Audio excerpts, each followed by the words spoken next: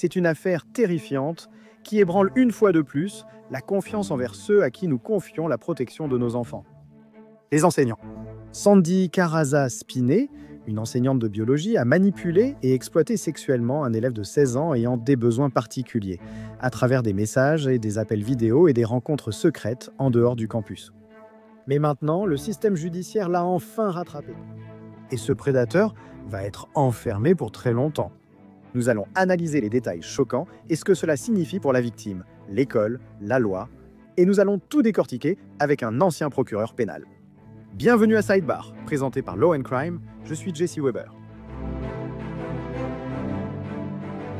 Vous savez, il est vraiment difficile d'imaginer à quel point cette affaire est troublante, car il s'agit d'une enseignante de New York, vous savez, à qui l'on confie la responsabilité et l'éducation d'élèves vulnérables, qui est accusée d'avoir utilisé sa position pour exploiter sexuellement un élève de 16 ans dans une école spécialisée. Nous parlons de Sandy Caraza-Spinet, et selon les procureurs, ces actes étaient calculés, manipulateurs et profondément prédateurs. Je vous préviens dès maintenant de vous préparer à la suite. Cette enseignante de 36 ans est accusée d'avoir profité d'un adolescent souffrant de troubles mentaux, de l'avoir convaincu qu'ils étaient dans une relation amoureuse, d'avoir organisé des rencontres sexuelles et même de l'avoir contraint à des actes sexuels diffusés en direct tout en maintenant sa façade d'éducatrice de confiance. C'est l'histoire présentée par les procureurs. Ah, et au fait, je devrais préciser que Caraza-Spinet est une femme mariée et mère de 3 enfants, d'accord ? Maintenant, après des années de manipulation et d'abus, cette ancienne enseignante fait enfin face aux conséquences. Et cette affaire remonte à janvier 2022, lorsque Sandy Caraza-Spinet était professeure de biologie à l'école Biondi. C'est une école Yonker pour les élèves ayant des besoins particuliers. Elle est gérée par l'organisation à but non lucratif Rising Ground. Donc entre janvier 2022 et mars 2023, elle avait dans sa classe un élève, un garçon de 16 ans qui est devenu la cible de son manipulation et de ses abus. D'après l'acte d'accusation fédéral déposé en novembre 2022, Caraza-Spinet a alors prêté une attention particulière à cet élève. Elle échangeait fréquemment des messages textes avec lui, et cela a dégénéré en contenu et comportement à caractère sexuel. Cela correspond exactement à ce dont nous parlons sur Sidebar. L'un de ces messages, consulté par le New York Post, disait « Je sais que pour moi, ça ne sera pas facile. Tes baisers, tes câlins, tout va me manquer. » Ce message, d'ailleurs, faisait apparemment référence à une discussion qu'ils avaient eue sur la question de savoir s'ils devaient mettre fin à leur relation. Le gouvernement a affirmé que Caraza-Spinet utilisait aussi son téléphone personnel pour contacter, organiser des rencontres sexuelles et persuader l'adolescent de participer à des actes sexuels explicites en direct. Les procureurs ont noté qu'elle qualifiait ces rencontres de cadeaux, présentant les abus sexuels comme une sorte de présent tordu. Mais les abus ne se limitaient pas aux interactions numériques, car selon les procureurs, à l'école, Caraza-Spinet a touché l'élève de manière inappropriée et l'a convaincu de la toucher par-dessus ses vêtements. Elle est allée encore plus loin en demandant à l'élève d'obtenir des laissez-passer journaliers pour quitter le campus afin qu'elle puisse le rencontrer en dehors de l'école. Elle est accusée de l'avoir conduite dans plusieurs lieux, dont le Bronx Yonkers et Staten Island, où ils ont eu des rapports sexuels.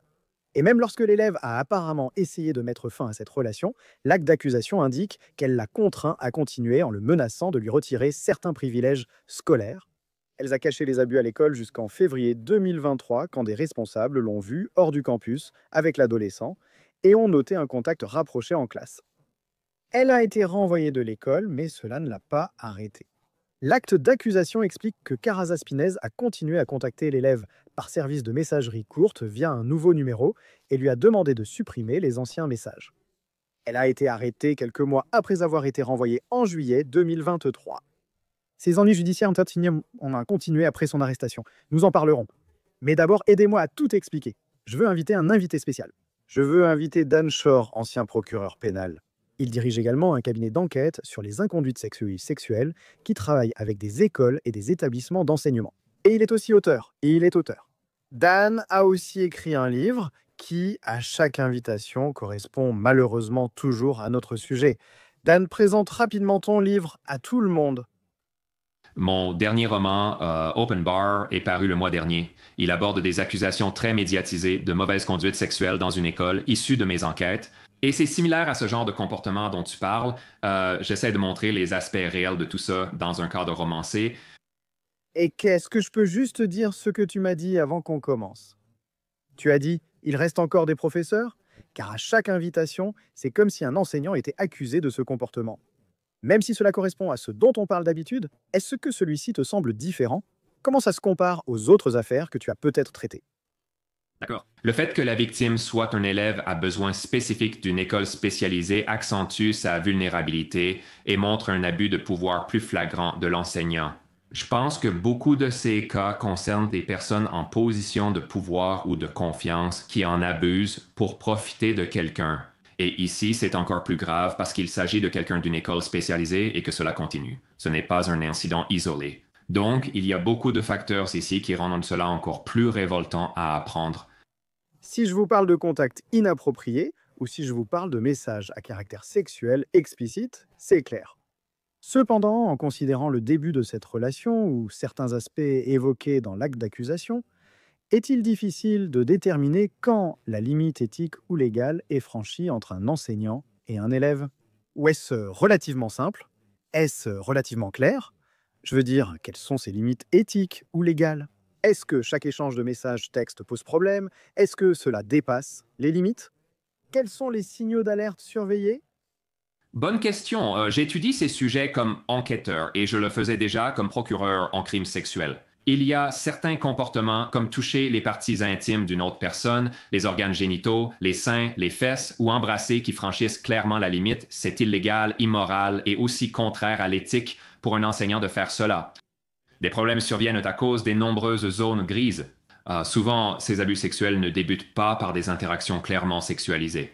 Habituellement, il y a une exploration des limites et un franchissement des frontières du contact personnel, toucher quelqu'un à l'épaule ou ailleurs, ce qui n'est peut-être pas explicitement sexuel, mais qui dépasse la limite entre un enseignant et un élève. Et beaucoup d'écoles maintenant, je dirais que la plupart des écoles ont des règles selon lesquelles les enseignants ne sont jamais censés communiquer avec leurs élèves à propos de quoi que ce soit qui ne soit pas lié à l'école et ne devraient pas envoyer de messages sur des plateformes non scolaires en dehors des heures de classe, surtout après l'école.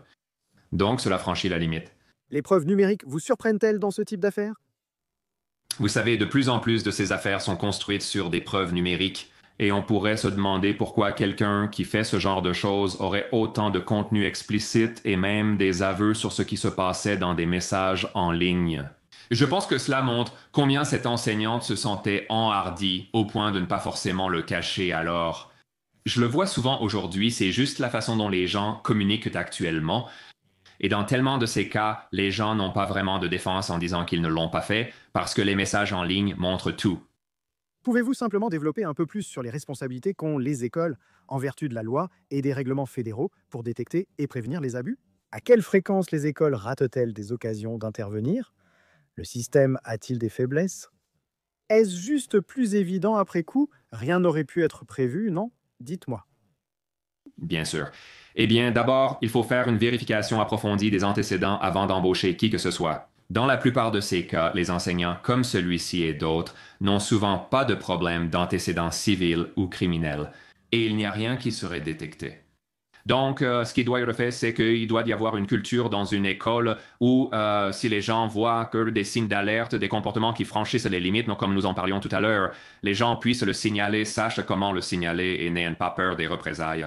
De nombreuses personnes dans les écoles ou organisations peuvent voir quelqu'un toucher ou interagir avec une autre personne de façon jugée inappropriée. Ils hésitent à agir par crainte de causer des ennuis ou d'être blâmés. Ils veulent juste faire leur travail sans attirer l'attention. Il faut instaurer une culture où l'on dit, si vous voyez un comportement inapproprié envers un élève, voici à qui le signaler. Et si le signalement est fait de bonne foi, il n'y aura aucune conséquence pour la personne qui le rapporte. Dans de nombreux endroits, personne ne signale rien, ce qui aggrave la situation. Les écoles ont des problèmes lorsqu'elles savaient ou auraient dû savoir qu'une telle situation se produisait, mais ont ignoré ou pris des mesures mineures qui n'ont pas vraiment mis fin au comportement. Donc j'ai mentionné des problèmes juridiques tout à l'heure, c'est intéressant. Lorsqu'elle a été arrêtée, elle a payé une caution. Et pour être très clair, elle a été libérée sous des conditions strictes qui lui interdisaient totalement tout contact non supervisé avec des mineurs.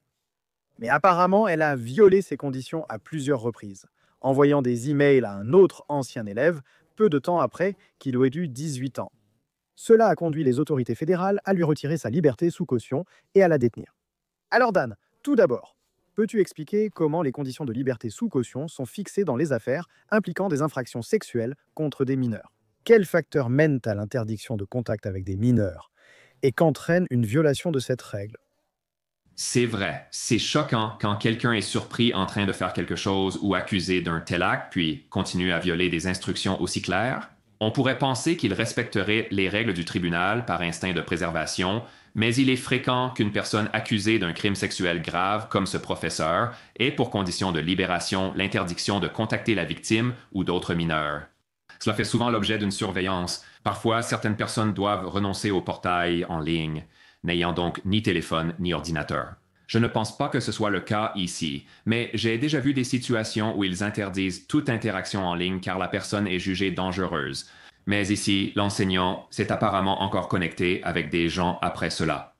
Et cela montre vraiment un culot qui est choquant parce qu'on pourrait penser que rien que pour éviter leur propre responsabilité, responsabilité pénale, responsabilité civile, ils diraient « D'accord, je dois arrêter ce que je fais ». Cet enseignant ressentait clairement cela comme une compulsion et ne s'est pas arrêté. Je veux maintenant examiner l'acte d'accusation fédérale. Donc cela dresse le portrait d'un comportement prémédité et compulsif. Il est écrit Sandy Caraza Spinet, le prévenu, a sciemment utilisé un moyen et une installation de commerce interétatique et international pour persuader, inciter, attirer et contraindre une personne de moins de 18 ans à une activité sexuelle. L'acte d'accusation fédérale retient deux chefs, incitation d'un mineur et production de pornographie enfantine. Concernant l'incitation d'un mineur, le document précise de novembre 2022 à février 2023, Sandy Caraza Spinez a abusé de sa position d'enseignante à l'école numéro 1 pour inciter et tenter d'inciter la victime mineure numéro 1 à avoir une relation sexuelle avec elle. Il est aussi précisé qu'elle a utilisé son portable personnel pour appeler, envoyer des messages et organiser des rencontres sexuelles avec la victime mineure numéro 1, ainsi qu'inciter cette dernière à participer et diffuser en direct des actes sexuels explicites lors d'appels vidéo avec Caraza Spinez. Dans des messages textes avec la victime mineure numéro 1, Caraza Spinez faisait référence à ses relations sexuelles avec la victime mineure numéro 1 et aux représentations en direct d'actes sexuels explicites qu'elle a incité la victime mineure numéro 1 à créer, en les qualifiant de cadeaux dans le cadre de l'accusation liée au matériel d'abus sexuel sur enfants. Il est écrit que, d'au moins décembre 2022 jusqu'à au moins février 2023, Sandy Caraza Spinez a employé, utilisé, persuadé, incité, attiré et contraint une mineure à se livrer à des actes sexuels explicites dans le but de produire une représentation visuelle de ces actes et dans le but de transmettre une représentation visuelle en direct de ces actes. La prévenue savait ou devait savoir que cette image serait transmise par des moyens de commerce intraétatique et international, ayant incité la victime mineure numéro 1 à des activités sexuelles explicites lors d'appels vidéo avec Caraza Spinez, alors que la victime était à Yonkers, New York. Alors Dan, tout d'abord, pourquoi est-ce si important qu'elle ait été poursuivie au niveau fédéral? Parce que ce n'est pas toujours le cas.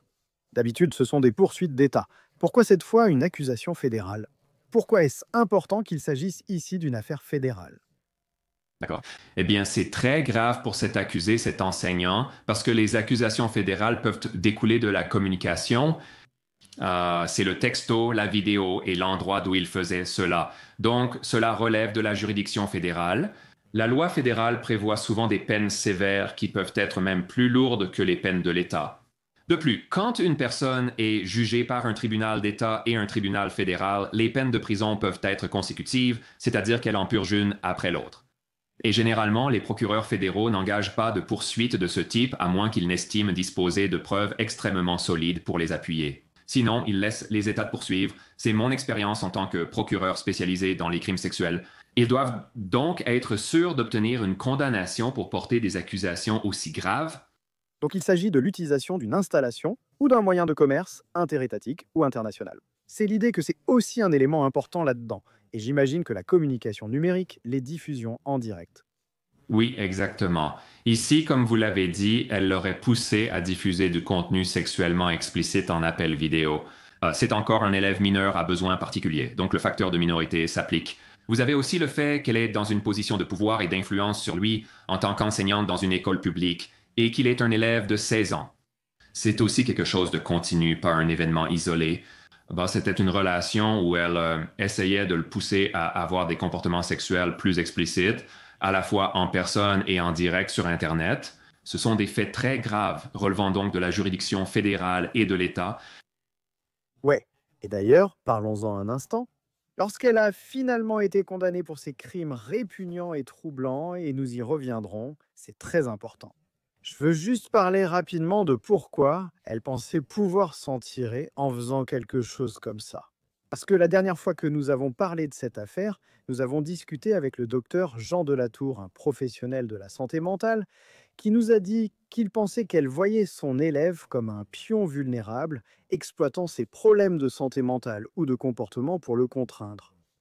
Et son statut de mère mariée de 3 enfants, a-t-il dit, l'a peut-être même encouragée, lui donnant l'illusion que personne ne soupçonnerait un tel comportement. Dan, il y a une partie de ça que je pense pourrait être vraie, tu sais, hein, dans le sens où, quand je raconte ces histoires, c'est un peu difficile pour moi de saisir la réalité de ce qui se passe. Tu es d'accord avec ça d'après ton expérience? Oui, je suis d'accord. J'ai vu cette interview et je l'ai trouvée très intéressante, avec un bon aperçu de l'expert interrogé. Je pense que beaucoup de personnes qui adoptent ce genre de comportement, comme les enseignants l'ont allégué, se sentent encouragées à s'en tirer sans conséquence. Je doute que les gens adoptent ce comportement en pensant être découverts. Pourquoi seraient-ils encouragés?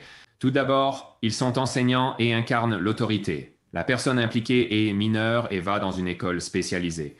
Donc, ils peuvent penser que cette personne est plus isolée et a moins de recours pour le signaler. Et souvent, ce sont ces personnes qui sont prises pour cible, de quelqu'un que l'enseignant pense qu'on ne croira pas, qui ne signalera pas cela si elle quitte la relation à un moment donné. Comme je l'ai dit, ce comportement ne débute généralement pas par une interaction sexualisée explicite. Généralement, cette exploration des limites, ce flou des frontières, puis cela mène d'une chose à une autre et s'intensifie. Et la personne se sent encouragée au fil du temps parce qu'elle se dit, oh, j'ai réussi à faire ça sans problème, peut-être que je pourrais aussi faire ça, peut-être que je pourrais aussi faire ça. Et ça s'intensifie et s'intensifie à partir de là. Donc, le système judiciaire l'a rattrapé. Le 19 septembre, le juge fédéral américain John P. Cronin a condamné Sandy Carrasza-Spinez à 25 ans de prison suivi de 5 ans de liberté surveillée. Le procureur américain Jake Layton a souligné cette trahison de confiance en déclarant que l'exploitation sexuelle par des enseignants offense chaque New-Yorkais. Sandy Carrasza-Spinez a trahi son rôle et, par des messages explicites et d'autres moyens, a contraint un adolescent de 16 ans à une relation sexuelle. Ce type d'acte, surtout de la part d'un enseignant ou d'une personne de confiance, ne sera pas toléré. Maintenant, Dan, il est entendu qu'elle a plaidé coupable et qu'elle a finalement été condamnée à 25 ans de prison. Est-ce la conclusion appropriée? Je veux dire, 25 ans, c'est assez important ici. Ça envoie un message au niveau fédéral. Qu'en pensez-vous? D'accord, je pense qu'elle risquait encore plus, voire la prison à vie. Donc 25 ans, bah, c'est moins que ça, mais on parle d'une partie essentielle de la vie de quelqu'un. Elle a 36 ans, donc elle aurait 61 ans à sa sortie si elle purge toute sa peine. Et vous savez, ce sont les plus belles années de la vie de quelqu'un, donc renoncer à cela, c'est une peine extrêmement lourde. Je pense que c'est la peine appropriée compte tenu du préjudice causé à cet enfant, de la nature continue des faits et du fait qu'il s'agissait d'un élève mineur. Elle occupait une position de confiance. Elle travaillait dans une école spécialisée pour enfants ayant des besoins particuliers. C'est donc une peine appropriée et c'est une peine très lourde. Et éviter le procès, plaider coupable, éviter le procès.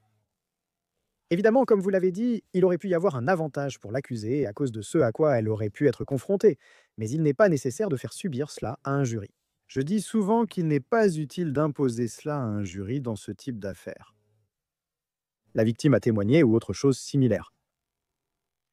Oui, exactement. Souvent, l'accusation et parfois la défense préfèrent éviter cela à la victime. Et aussi pour cet enseignant, si l'enseignant, son équipe de défense ou son avocat de la défense estime qu'ils n'obtiendront pas d'acquittement, qu'il y a tellement de preuves, toutes ces preuves en ligne et d'autres preuves, qu'ils vont être condamnés, alors pourquoi faire subir un procès à l'accusé lui-même? Ils pourraient simplement éviter cela et obtenir une peine un peu moins lourde si c'est leur meilleur scénario. Dan Shore, heureux de vous voir. Merci pour votre temps, comme toujours. Merci Jesse, ravi d'échanger avec vous. Et c'est tout ce que nous avons pour vous pour l'instant ici sur Seedbar. Tout le monde. Merci beaucoup de nous avoir rejoints. Et comme toujours, abonnez-vous sur YouTube, Apple Podcast, Spotify ou partout où vous écoutez vos podcasts. Suivez-moi sur X ou Instagram, je suis Jesse Weber. À bientôt.